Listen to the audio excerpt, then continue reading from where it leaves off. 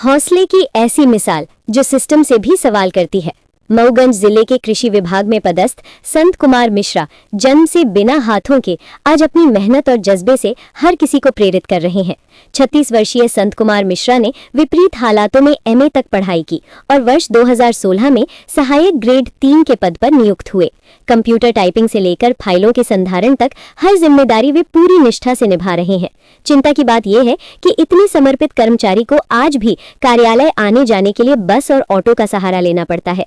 प्रशासन की ओर से न कोई विशेष सुविधा और न ही सहयोग। एक और संत कुमार मिश्रा की कहानी हौसले की मिसाल है, तो दूसरी ओर सिस्टम की संवेदनशीलता पर बड़ा सवाल। क्या ऐसे कर्मठ कर्मचारी को बुनियादी सुविधाएं देना भी चुनौती बन गया है? क्या नाम है आपका? संत कुमार मिश्रा। कहाँ पदस्थ हैं? अनुविभागीय कार्यालय अनुविभागीय कृषि अधिकारी मऊगंज। आपके जन्म से दोनों हाथ और पैर से आप विकलांग हैं। क्या कुछ चुनौतियां आई यहाँ तक पहुँचने में? कैसा रहा सफर? जैसा कि आपने बोला कि आपके मतलब ये बात सही है कि हमारे जन्म से दोनों हाथ और एक पैर नहीं है। इससे मतलब हम फिजिकली हैंडीकैप्ड हैं।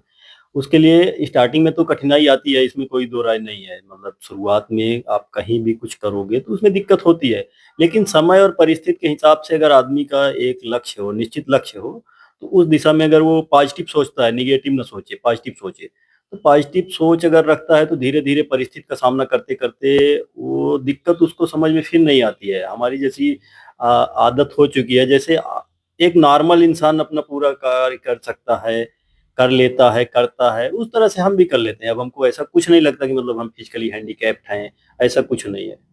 पढ़ाई-लिखाई कहाँ तक है आपकी? पढ़ाई हमारा राजनीति विज्ञान से पोस्ट ग्रेजुएशन है, मऊगंज कॉलेज से। अच्छा, कृषि विभाग में किस पद पर है?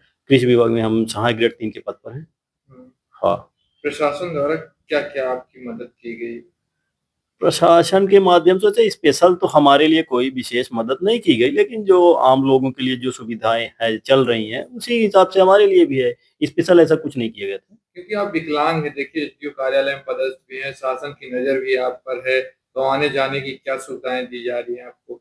नहीं, ऐसा तो जहाँ तक हमको पता है कि शासन के माध्यम से चाहे कोई व्यक्ति हैंडीकैप्ड हो या नॉर्मल इंसान हो, मतलब क्लास 3 के लिए आने-जाने की कोई सुविधा नहीं है। वो पर्सनल अपने हिसाब से ऑफिस अप डाउन करे या तो फिर उसके लिए बाकी विकलांगता के आधार पर विकलांगता के आधार पर भी ऐसा कुछ नहीं है। हमको इस विषय में जानकारी नहीं है, लेकिन फिर भी ऐसा शासन के माध्यम से कुछ नहीं है। हम अपने हिसाब से बाई बस या ऑटो से अप डाउन करते हैं। आजकल के युवाओं को क्या संदेश देना चाहते हैं? देखिए, आजकल जैसे हमारे समाज में सबसे गंभीर समस्या जहाँ तक मैं समझ पा रहा हूँ, तो सबसे ज़्यादा समस्या एक नशा वाली चल रही है। अच्छे-अच्छे लड़के, अच्छे घर से लड़के पढ़ लिख के नशा की ओर बढ़ रहे हैं। ये बोल रहे हैं कि नौकरी नहीं मिल रही है, रोज़गार नहीं है। ये बात सही है कि इतनी विशाल जनसंख्या है, पॉपुलेशन ज़्यादा है, तो सबको काम मिलना संभव नहीं है। लेकिन जिस हिसाब से लोग नेगेटिव सोच रहे हैं, नेगेटिव नहीं सोचना चाहिए। एक लक्ष्य होना चाहिए, जैसे मान लीजिए हर एक कैंडिडेट को नौकरी नहीं मिल सकती, स्वरोज़गार होना चाहिए, स्वरोज़गार करना चाहिए, एग्रीकल्चर पर डिपेंड होना चाहिए, कुछ न कुछ काम करना चाहिए, दिशा विहीन नहीं होना चाहिए। एक निश्चित लक्ष्य होने के बाद ज़रूर सफलता मिलती है, ऐसा नहीं है। अच्छा, यहाँ तक पहुँचने में सबसे ज़्यादा सपोर्ट किसका रहा आपके घर परिवार में? देखिए, इसके बारे में तो हम ऐसा नहीं बोल सकते कि सबसे ज़्यादा किसका सपोर्ट रहा, सबका बराबर सपोर्ट रहा।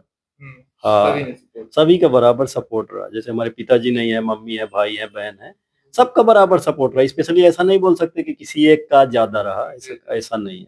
सबका सपोर्ट रहा। हमारे दोस्त भी बहुत सारे हैं, उनका भी अभी भी सपोर्ट है। गाँव कौन-सा है आपका? गाँव पटेरा है। यहाँ से कितने किलोमीटर? यहाँ से लगभग 7 किलोमीटर है, फिर दो ढाई 3 किलोमीटर अंदर है पटेरा। लगभग 10 किलोमीटर 10 किलोमीटर, लगभग 10 डेली किलोमीटर। आना-जाना। हाँ, डेली आना-जाना। बस या बस या ऑटो से, हाँ।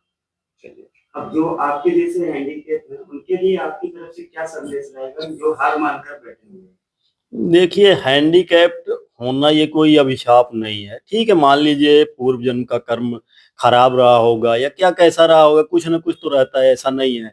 तो अगर आप हैंडीकैप्ड हो और अपने आप को हैंडीकैप्ड मान के बैठ जाओगे तो उससे कुछ नहीं होगा। आपको उससे लड़ना पड़ेगा। हर समय, हर परिस्थिति से आपको अपने आप से लड़ना पड़ेगा। हमेशा पॉजिटिव सोचना चाहिए। हैंडीकैप्ड होने के बाद ऐसा नहीं है कि आप कुछ नहीं कर सकते हो। एक स्पेशल गुण हर एक व्यक्ति में होता है कुछ न कुछ। अगर कुछ नेगेटिव है तो कुछ पॉजिटिव भी होता है। इसलिए एक निश्चित लक्ष्य बनाओ, हमको क्या करना है, उस दिशा में हमेशा अग्रसर रहो, सफलता मिलेगी, ज़रूर मिलती है। टाइम ज़रूर लगता है, ऐसा नहीं है कि तुरंत मिल जाता है, टाइम दो, टाइम मिलने के बाद ज़रूर सफलता मिलती है, ऐसा नहीं है।